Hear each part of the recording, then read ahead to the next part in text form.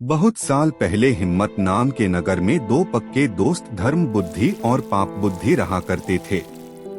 एक दिन पाप बुद्धि के मन में ख्याल आया कि क्यों न दूसरे नगर जाकर कुछ पैसा कमाया जाए।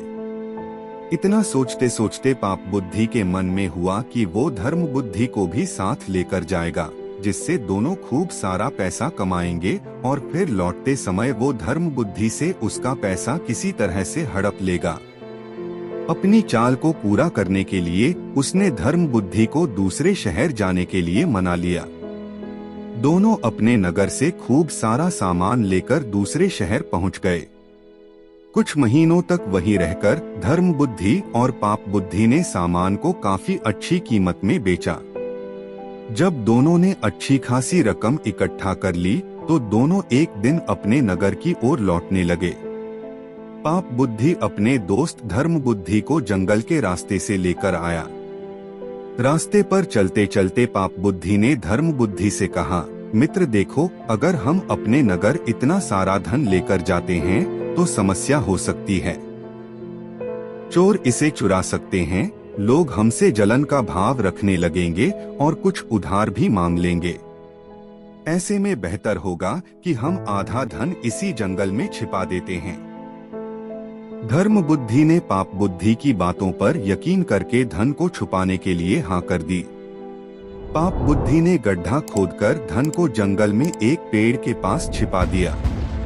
फिर कुछ दिनों बाद बिना अपने दोस्त को बताए पाप बुद्धि मौका देखकर अकेले सारा धन उस जंगल से लेकर आ गया।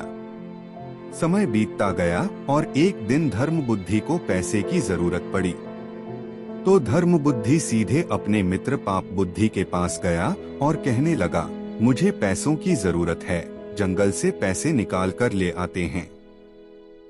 पाप बुद्धि राजी हो गया और दोनों जंगल की ओर निकल गए। जैसे ही धर्म बुद्धि ने गड्ढा खोदा तो वहां पैसा न देखकर चौंक गया। इतने में ही पाप बुद्धि ने शोर मचाना शुरू कर दिया और धर्म बुद्धि पर चोरी का आरोप लगाया। वो हल्ला होने के बाद पाप बुद्धि न्यायालय पहुंचा।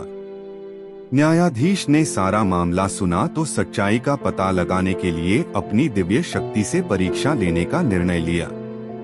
इसके बाद न्यायाधीश ने दोनों को आग में हाथ डालने का आदेश दिया। चतुर पाप बुद्धि ने कहा, अग्नि में हाथ डालने की कोई जरूरत नहीं है, खुद वन देव मेरी सच्चाई की गवाही देंगे। न्यायाधीश ने उसकी बात मान ली। धूर्त पाप बुद्धि पास के ही एक सूखे पेड़ में छिप गया। जैसे ही न्यायाधीश ने वन देवता से पूछा कि आखिर धन की चोरी किसने की तो जंगल से आवाज आई, धर्म बुद्धि ने चोरी की है। इतना सुनते ही धर्म बुद्धि ने जिस पेड़ की तरफ से आवाज आई उसी पेड़ को आग के हवाले कर दिया।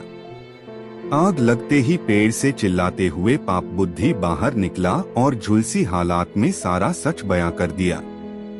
सच्चाई का पता चलते ही न्यायाधीश ने पाप बुद्धि को फांसी की सजा सुना दी और धर्म बुद्धि को उसके पैसे दिलवा दिए।